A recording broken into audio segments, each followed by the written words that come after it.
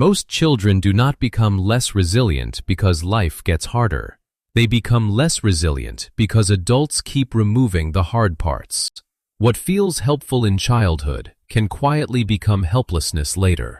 In this video, you will see the everyday parenting habits that actually teach resilience and the ones that accidentally teach dependence. Your child is struggling to tie a shoe. You watch for a few seconds. Then you kneel down and do it yourself. Not because you want control, because you're tired, because you're late, because it's faster. Later that day, your child gets frustrated with homework. Again, you step in, you explain, you guide, you simplify, you make the struggle disappear. Deep down, you already know challenge helps children grow. But in real life, challenge is messy. Challenge takes time. Challenge creates frustration. And most days, you are simply trying to get through the day. The problem is not that parents want to help. The problem is that children learn from what help repeatedly looks like. A child does not remember every lesson you teach. They remember what happens whenever something feels difficult. Because every repeated interaction teaches the brain something about mistakes, about emotions, about failure, about discomfort, about their own ability to handle life. And many of those lessons happen without parents ever realizing it. Resilience is not built during one big conversation. It is built through hundreds of ordinary moments that seem too small to matter. Let's look at the ones shaping your child right now.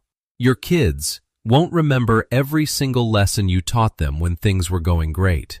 But they will remember exactly how you lost it when everything started falling apart. Picture this. It's a hectic Monday morning, and you're already running late. Suddenly, your child knocks over a full glass of milk. You freeze. Inside, you're screaming, "Oh my God, I do not have time for this right now." But look at your child. They're standing, frozen, staring straight at you.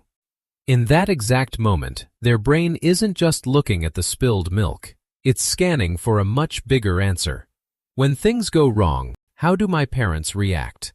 Your kids aren't looking for your advice first. They're borrowing your nervous system.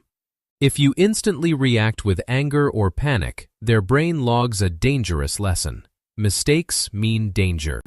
Over time, they stop seeing mistakes as problems to solve and start seeing them as threats to avoid. Every single time you panic over a small mistake, that mistake becomes a massive threat in their eyes.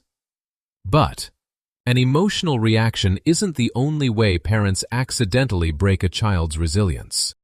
There is something else, something much more common. Many parents think they are building a child's confidence, but in reality, they might just be building dependency. Look at the little things. Your child struggles with their shoelaces, and your immediate thought is, "It's faster if I just do it." They forget their homework, and you quickly text the teacher. They get into a fight with a friend, and you instantly call the other parent to fix it. You think this is love? Not quite. In those exact moments, their brain internalizes a dangerous pattern. Whenever something gets hard, someone else will handle it for me.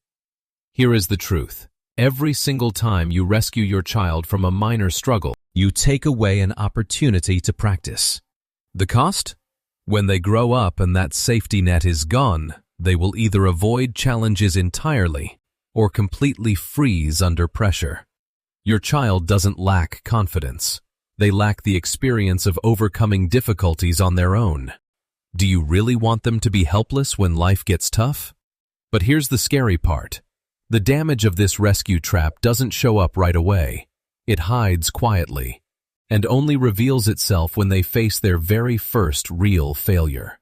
Not all the pressure weighing down on your kids comes from school. Sometimes, a massive part of it comes from inside their own home. Think about the last time your child brought home a test. The grade wasn't even bad. It was a solid B, maybe an A-. But what was the very first question out of your mouth?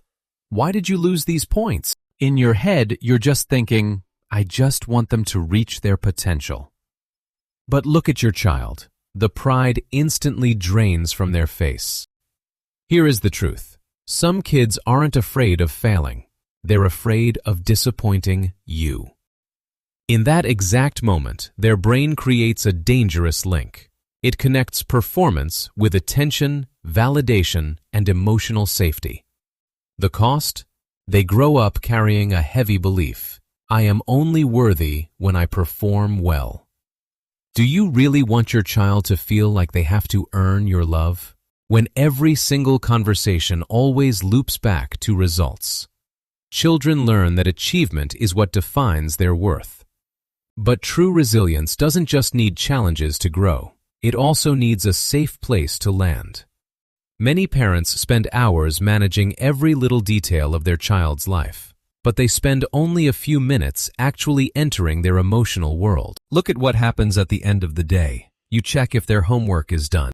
You ask about their chores, and then you review tomorrow's schedule. In your head, you're thinking, I'm doing everything for them. But you forget one thing. You never ask, how did you feel today? There is no gentle hug when they look exhausted, no meaningful eye contact when they go quiet. You are managing a schedule, not connecting with a child. A deep bond is what creates true safety, and only when they feel safe can their brain freely explore, experiment, and bounce back from failure. Discipline creates the boundaries, but emotional attachment gives them the strength to live within those boundaries. The cost?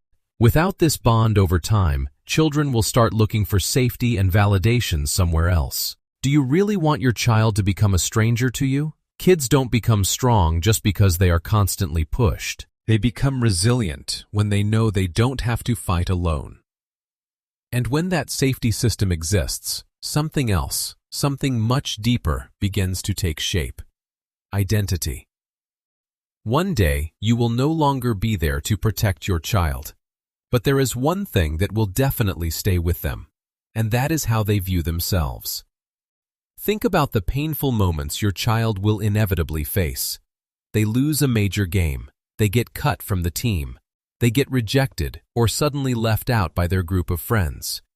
In your head, you're constantly worrying, I just want them to have a better future. But that future depends entirely on how they handle these rejections. Confidence comes from success, but resilience comes from surviving failure. When you give them responsibility, hope, and trust during hard times, their brain builds a deep sense of personal capability. They learn that a struggle is just something they experience, not who they are. The cost? If a child's self-worth is tied only to winning, every single failure turns into a massive identity crisis. They will ask themselves, who am I if I'm not perfect? The ultimate goal of parenting is not to raise a child who always wins. It's to raise a child who doesn't fall apart when they lose. Because a person's resilience is never built in big, dramatic moments. It is shaped in thousands of very ordinary moments. Resilience is not shaped by what you teach in moments of calm. It is shaped by what your child repeatedly experiences when life feels slightly hard, and you are right there, deciding whether to step in or step back. What builds strength is not protection from struggle. It is repeated exposure to manageable struggle, with emotional safety still intact.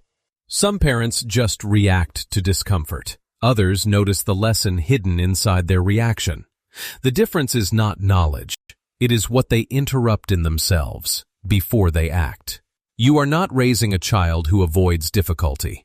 You are raising a child who learns what difficulty actually means. If you notice yourself stepping in too quickly sometimes, write down one moment in the comments where you paused instead. Not to judge yourself, just to see the pattern clearly. If this helped you see parenting moments differently, there are more reflections like this in upcoming videos. Take what helps, leave what doesn't. Children do not remember perfect parenting.